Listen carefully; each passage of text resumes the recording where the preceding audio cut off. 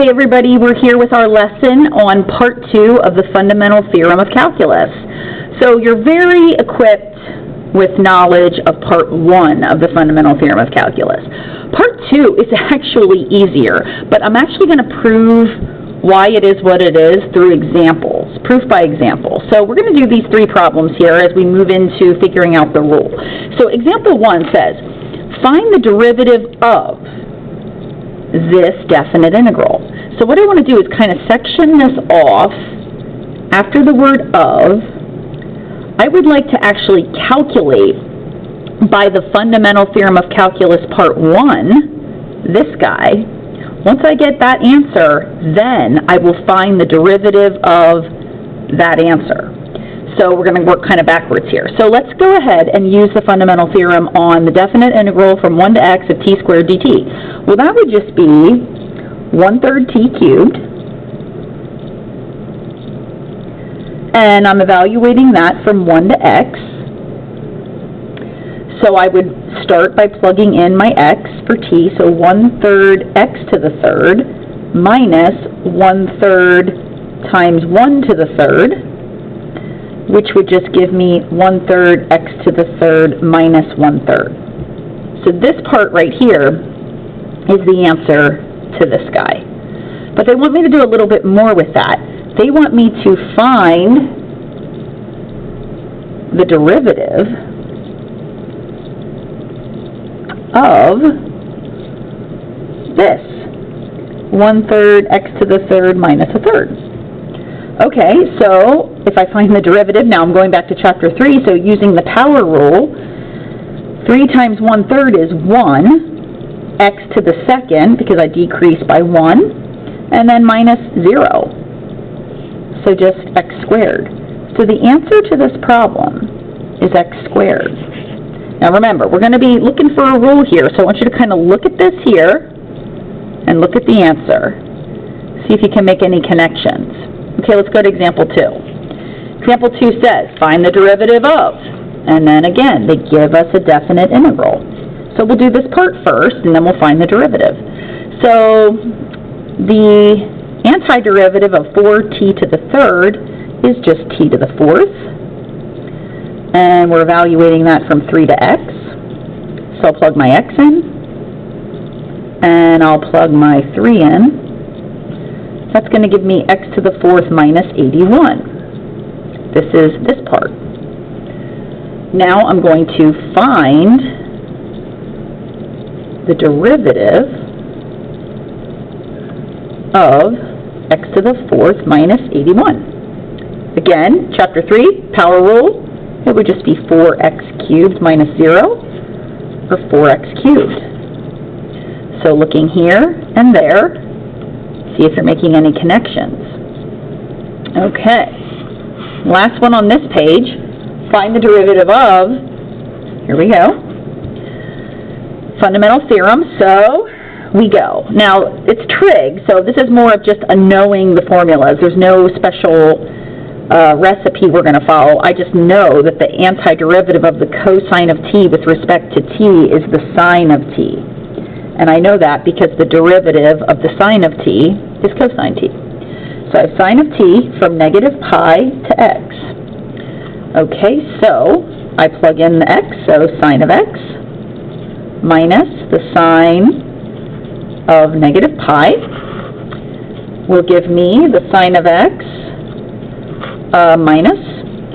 Now the sine of negative pi, if I think of my unit circle, I know that negative pi would take me clockwise this way over to pi, so negative pi sits over here, and the coordinates there are negative 1, 0, so the sine at negative pi is 0. So my answer here is just sine of x. That goes with this. Now I will find the derivative of sine of x. Simple enough. The derivative of the sine of x is cosine x. Okay, so let's start talking about the connection. I can only imagine that you've made the connection so far that when you have a definite integral, come down a little bit further here, sorry. When you have the definite integral and your bottom is a constant, the top is an x, and inside here you have these t's, do you see that the final answer is just whatever this was, whatever the function was, but now instead of saying t squared, it says x squared, like this top bound here is plugged in. Look at how it unfolds here in the second one. It's 4t cubed here, look at the answer, 4x cubed. And here, inside here, it was cosine t, now it's cosine x. And the reason that's happening is because the derivative and the antiderivative, they undo one another. It's kind of like addition and subtraction, or opposite functions, or multiplication and division, or squaring and square rooting. Taking a derivative and an antiderivative, they kind of cancel each other out, leaving you with what you started with. It's just you're now with the top bound of x. Now this will only work when your bottom, your a, is a constant, and the top is your variable x. So let's flip the page, and let's fill in part of our rule here. So what I'm going to say here for this guy, right here, if a is a constant, then the derivative with respect to x of the definite integral from that constant to x of a function in terms of t dt, the shortcut is take this x, put it where the t was, and the final answer is just the function with x put in instead of t, so f of x. Remember, the d dx is just a fancier way of saying find the derivative. So find the derivative of the integral, that answer is just going to be f of x. Now, one little glitch happens when you look at something like example 4. Look at it. Find the derivative of. So same language, but this time it says your bottom is a constant 1, but look at the top. It's x squared. Everything else was just an x. So let's just see how this plays out. So let's do it the same way we did the others. Oh my goodness, you can't even see that. Sorry about that, guys. So I was saying the difference is that this is an x squared. Okay, so antiderivative of cosine t is sine t. And this goes from 1 to x squared. So let's plug the x squared in. So we have the sine of x squared minus the sine of 1. Okay, so this is the answer to this. Now, I'm to find the derivative of this. Sine of x squared minus the sine of 1. Now, this is going to require outside-inside rule. So, the derivative of sine of x squared is the cosine of x squared times the derivative of x squared, which is 2x, minus sine of 1 is a constant. It's not something I can easily find on my unit circle, but I know if I punch sine of 1 into my calculator, it's a decimal, it's a constant, so the derivative is just going to be 0. So the final answer to this problem is 2x cosine of x squared. Now, does that follow the rule we derived earlier? Well, kind of. You can definitely see that the x squared did replace the t. So there's the cosine of x squared part. But because this top bound was not just an x, we have to take the derivative of it, put it in the front.